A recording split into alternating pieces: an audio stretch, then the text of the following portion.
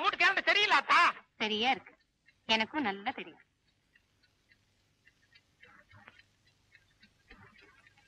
ஏனாத்தா ஒரு நாள் முன்ன பின்ன இருந்தா பரவாயில்லையா? ரொம்ப தப்பு, பேசாம போய் படு. ஒண்ணு பண்றேனே, நான் போய் ரூம்குள்ள ருக்கு கிட்ட பேச்சு கொடுத்துட்டே படுத்துக்கிறேன். பேச்சோட நிறுத்திக்கிறியா? கஷ்டம்தான். அப்ப போய் படு. சரி.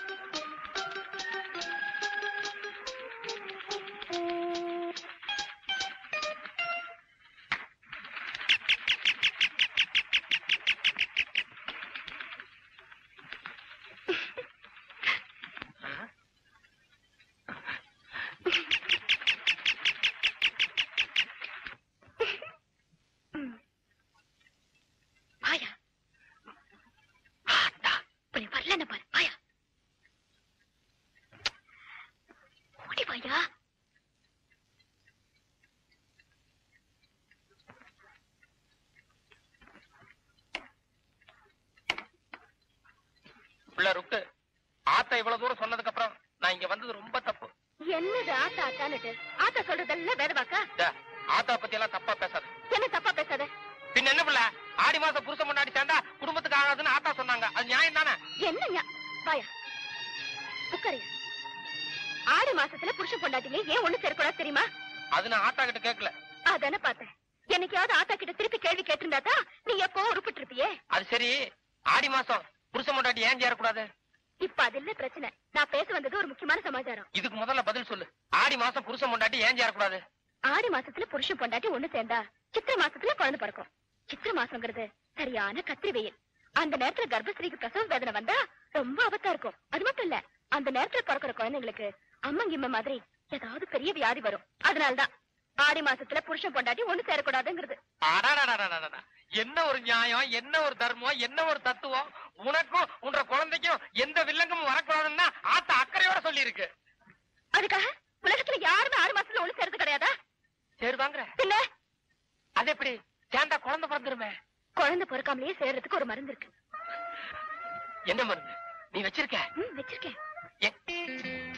ஆமா, நீ சொல்றத பார்த்தா அது ரொம்ப விவரமான மருந்தா இருக்கு. ஆனா நீ புதுசா கல்யாணம் கட்டவ, உனக்கு எப்படி பிள்ளை கிடைச்சது? உனக்கு எப்படி ஆடி மாசம்னு சொல்லி கொடுக்க ஒரு ஆத்தா இருக்காங்களோ அதே மாதிரி எனக்கு ஒரு பாட்டி இருக்காங்க. அடியே, உன் வீட்டுக்காரனை பார்த்தா முரட்டாமல மாதிரி இருக்கு. ஆடி மாசத்துல தள்ளிப்படுன்னா தகராறு பண்ணாலும் பண்ணுவாரு.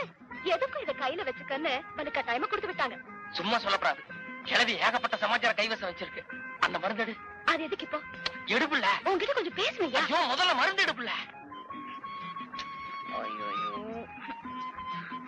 ஆம்பளை நீயா தெரிஞ்சுக்க வேண்டிய சமாச்சாரம் வெக்க இல்லாம என் வாய புடுங்குறியே. படிப்பறிவு இல்லாம போச்சு, அதுக்கு என்ன பண்றதாமா? சினிமாவில குடும்ப கட்டுப்பாடு பிரச்சாரத்துல காட்டுவாங்களே, பார்த்ததே இல்லையா? நான் இங்க தீபாவளி பழைய எம்ஜிஆர் படம் மட்டும் தான் பாப்பேன். ஆமா, இது இருந்ததுன்னா கண்டிப்பா குழந்தை பிறக்காதா? நிச்சயமா பிறக்காது. ஆடி மாசத்துல மட்டும் இல்ல, 2 குழந்தைங்களுக்கு அப்புறம் நாம தினமும் யூஸ் பண்ண வேண்டிய சமாச்சாரம். குடும்ப கட்டுப்பாடுக்காக கவர்மெண்டே கண்டுபிடிச்சிருக்கிற சாதனை இது. கவர்மெண்ட்ல இவ்வளவு வசதியான ஏற்பாடெல்லாம் பண்ணிக்கிறாங்க, இத்தனை நாள் நமக்கு தெரியாம போச்சா? எங்கே போற? ஆத்தா கிட்ட காமிச்சு. ஆத்தோ எந்திரி எந்திரி ஆத்தா. என்னப்பா? கவலை விடு ஆத்தா. ஆடி மாசம் சேர்ந்தா கூட குழந்தை பிறக்காம இருக்கிறதுக்கு என்கிட்ட ஒரு மருந்து இருக்கு. மருந்தா? ஆத்தா, நான் நீ படிக்காதவங்க, நம்மளுக்கு எந்த விவரம் தெரியாது. ஆனா என்ற வீட்டுக்காரி இருக்காளே, நிறைய படிச்சிருக்கா, அவளுக்கு எல்லா விவரம் தெரியும். அவதான் இந்த மருந்து கொடுத்தா. நீ நிம்மதியா படுத்துக்கோ, நானும் போய் நீ படுத்து பார்த்தா. சிந்தாசு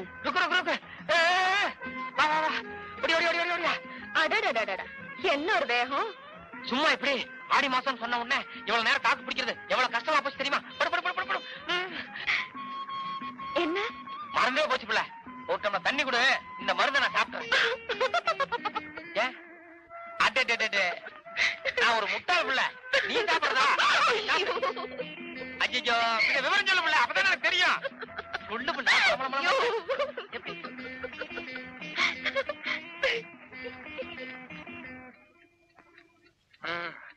அப்பா பேசணும்னு சொன்னியப்ல, இப்ப பேச கேக்குறேன். இத பாருங்க, நீங்க தினம் சாமியை கும்பிடுறீங்களோ இல்லையோ, ஒவ்வொரு நாளும் உங்க ஆத்தாவை தான் சாமியா நினைச்சு கும்பிட்டு இருக்கீங்க. ஆனா உங்க ஆத்தா ஒண்ணும் நீங்க நினைக்கிற மாதிரி யோகியமான பொம்பளை இல்லைங்க. இன்னும் சொல்ல போனா அவங்கள ஒரு பொம்பளைன்னு சொல்றதை விட ராட்சசின்னு சொல்றதுதான் கரெக்டா இருக்கும். நீங்க மூத்துக்குடி பையன், சொத்து பூரா உங்க பேர்ல இருக்குங்கிற ஒரே ஒரு காரணத்துக்காக சின்ன வயசுலயே உங்க படிப்பை கெடுத்து உங்களை முட்டாளாக்கிட்டாங்க. இதெல்லாம் உங்க அப்பா கேட்டுடுவாரோங்கிற பயத்துலதான் அவருக்கு பைத்தியங்கிற பட்டம் கட்டி மூலையில உட்கார வச்சுட்டாங்க. இப்படி ஒரு கீழ்த்தனமான புத்தி உலகத்துல வேற எந்த பொம்பளைக்கும் வராது. பாம்புக்கு பல்லுல மட்டும்தான் விஷம் சொல்லுவாங்க. ஆனா உங்க ஆத்தாளுக்கு பாக்குற பார்வை, பேசுற பேச்சு, விடுற மூச்சு எல்லாத்துலயுமே விஷம் தான். எனக்கு காசு பணம் பெருசு இல்லைங்க, நீங்க நல்லா இருக்கணும், அதான் முக்கியம். ஆளுக்கு 2 லட்சம் பணம் கொடுத்து உங்க அத்தை, மாமா, ஆத்தா எல்லாத்தையும் வீட்டு விட்டு அமைச்சிருங்க.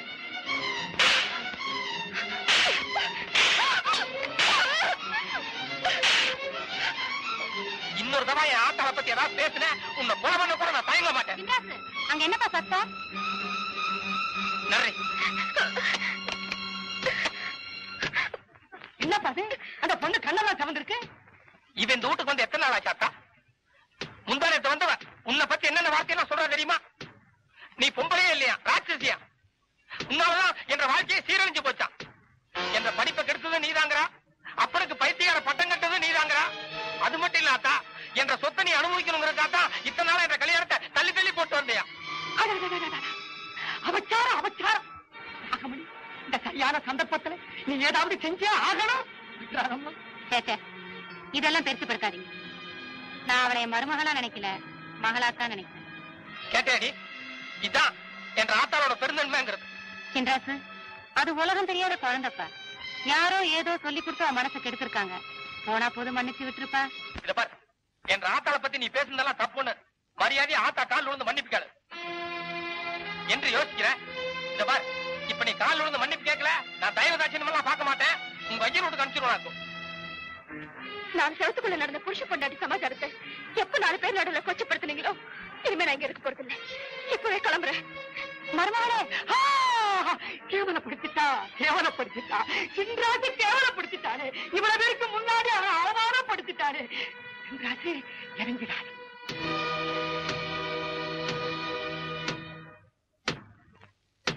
ஏல நின்ட்ட இவ்வளவு ரோசமா கிளம்புனிய, போக வேண்டியதானே?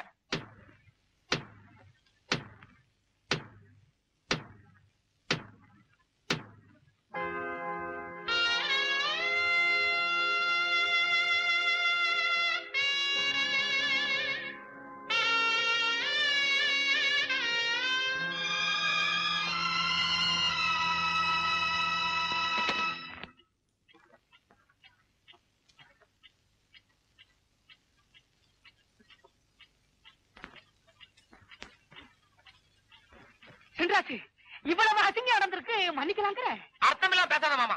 அதுக்கு இல்ல. என்ன தகுதியிலன்ட்டு இவன் ரோட்ல போற பொம்பளையா? அட நான் பேசாம இரு. நீ நான் தப்பு பண்றது இல்ல, தாலி கட்ட பொண்டாட்டி இல்ல. ஒன்னையா கேவல பேசுறது எனக்கு ஆத்திரம் வந்துரும் பாரு. சரி சரி சரி. என்னடி திடீர்னு கடை இந்த பக்கம் திரும்பி? இல்லையா, சின்ராசு வந்து சின்ராசு தான். பாட்டு ஏண்டா உங்களுக்குள்ள சண்டை வர்றது இல்ல? என்ன நீங்க வேடிக்கை போடா. நீ என்ன ஜன்னலை திறந்து வச்சுட்டு தூக்கம் வரல? ஆளாளுக்கு வேடிக்கை பார்த்துக்கிட்டு இருக்காங்க. நான் என்னைக்கு இந்த வீட்டுக்கு நுழைஞ்சனோ அன்னையில இருந்தே ஏராஜாங்கன்னா நடக்குது. நீ மட்டும் இல்ல, யாராலையும் அதை மாத்த முடியாது. இனிமே சோறு திங்கிறது ஒன்ன தவிர வேற எதுக்கும் வாய் திறந்துடாது.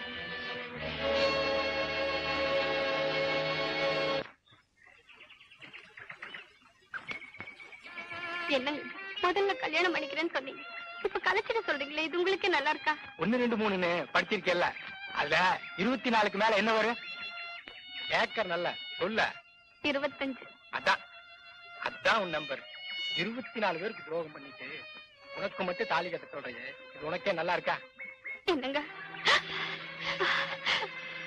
கட்ட ஒரு கெட்ட பழக்கம். நான் பேசும்போது யாராவது குறுக்க பேசினா எனக்கு பிடிக்காது. மம்பட்டி பிடிக்கிற கை மாட்டு முதுகுல தட்டினாலே உட்கார்ந்து எந்திரிக்குது. அவளை போய் 5 6 அரைஞ்சிட்டேன். பாவம் அந்த புள்ள காலையில எந்திரிச்சு சோறு தண்ணி சாப்பிட்டாலே இல்லையா தெரியல. என்ன விட்டா என்ன எதுன்னு கேட்கறதுக்கு அந்த வீட்டுல வேற யார் இருக்காங்கன்னு வேண்டாம்.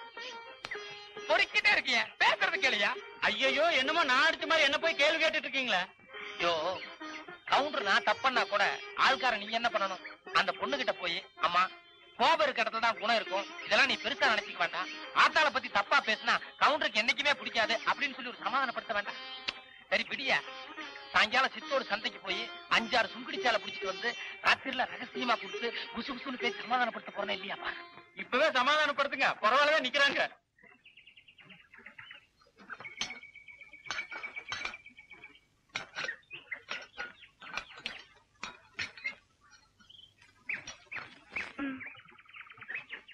சாப்பிடுங்க. யோ, வாழைத்தோப்புல போய் ஒரு இலைய எடுத்துட்டு வா. அட நான் இப்பதானுங்க சாப்பிட்டேன், பரவாயில்ல நீங்க சாப்பிடுங்க. அது இல்லையா, காலையில இருந்து என்ற பொண்டாட்டி கூட ஒன்னும் சாப்பிட்டு இருக்க மாட்டான், 2 பேரும் ஒன்னா உட்காந்து சாப்பிடுறோம், இப்ப இலைய எடுத்துட்டு வா. வேண்டாப்பா. ஏன் என்ற கூட ஒன்னா உட்காந்து சாப்பிட மாட்டியாக்கும்? அது இல்லைங்க, நீங்க சாப்பிட்டதுக்கு அப்புறம் தட்டு கொடுங்க, அதுலயே சாப்பிட்டுக்கிறேன். எல்லாம் சரி, மனசு தொடராப்ல இருக்குது, ஆனா என்ற ஆத்தாளை பத்தி மட்டும் புரிஞ்சுக்கவே மாட்டேங்கிற, அது ஒண்ணுதான் ரொம்ப கஷ்டமா இருக்கு. கவலைப்படுறது உங்க ஆத்தாவை பத்தி மட்டும் இல்ல, இந்த வீட்டுல எல்லார பத்தியும் நல்லாவே புரிஞ்சுக்கிட்டேன். இனிமே யார் யார்கிட்ட எப்படி நடக்க போறேங்கிறது சாயந்தரத்துல இருந்து பாருங்க.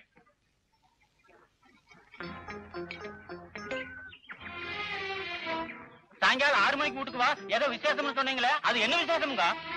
தப்பா நினைச்சுக்காத. ஐயோ, என் புருஷன் ராத்திரி பகலா கஷ்டப்பட்டு சம்பாதிக்கிறாரு, அப்படி இருக்கும். ஏய், உனக்கு ஏதாவது அறிவு இருக்கா? 1000 தான் ஆளுக்காரனா இருந்தாலும் வயசுல பெரிய மனுஷன் இல்ல, நீ பாட்டுக்கு மலாத கை நீட்டி அடிச்சா என்ன அர்த்தம் வேண்டாம்? இனியே தப்பு பண்ண அப்பப்ப ஆளாளுக்கு அடிக்கிறாங்க, அது மட்டும் தான் தெரியுது, காரணம் எல்லாம் யாருக்கு தெரியும்? நான் சொல்றேங்க, இந்த ஆளு கொஞ்சம் கூட பொறுப்பு இல்லாம இருந்ததுனாலதான் நெல்லு குடம் தீ பிடிச்சு எரிஞ்சிருக்கு. இது நெல்லு கூட தீ பிடிச்சு எரிஞ்சுதா? ஆமாங்க, இது பாருங்க, போன வருஷம் நெல்லு குடம் தீ பிடிச்சு எரிஞ்சிருக்கு, அதுக்கு முந்தின வருஷம் வெள்ளை வண்டி தீ பிடிச்சு வெள்ளம் எல்லாம் கரைஞ்சு போயிருக்கு, அதுக்கு முந்தின வருஷம் கிணத்துல தீ பிடிச்சு பம்பு செட்டு எரிஞ்சு போயிருக்கு. அதுக்கு நீ பாட்டுக்கு எதோ சொல்லிக்கிட்டு இருக்க, எனக்கு விவரம் தெரிஞ்ச நாள்ல இருந்து என் தோட்டத்துல ஒரு தடவை நெருப்பே பிடிச்சது இல்லையா? அப்ப நான் என்ன போய் சொல்றேன்னா, கணக்கு புக்ல அப்படிதான் எழுதிருக்கு, 2 லட்சம் ரூபாய் நஷ்டம்.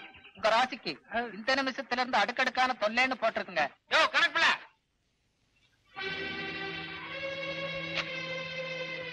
இந்த கணக்கு நோட்ல இந்த பக்கமா என்ன எழுதிக்கு படி? நெல்குடோன் தீ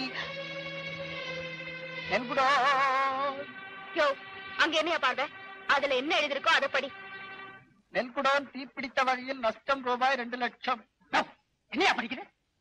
நெல் குடோன் நெல் வித்த வகையில் லாபம் ரூபாய் 2 லட்சம்னு எழுதியிருக்கு. தப்பா படிக்கிறார் சிங்காசு. இந்த கேப் மார்த்தனம் எல்லாம் என்கிட்ட வேண்டாம். என்ற வீட்டுக்கார நல்லா படிச்சவா எல்லா விவரத்தையும் வெளியவே என்கிட்ட சொல்லிட்டா. ஏயா நிஜமா நெல்லு கூட தீ பிடிச்சதா? அது வந்து இப்படி கேட்டா நீ பதில் சொல்ல மாட்ட. யோ மண்ணாங்கட்டி, அந்த குதிரை சவுக்கு.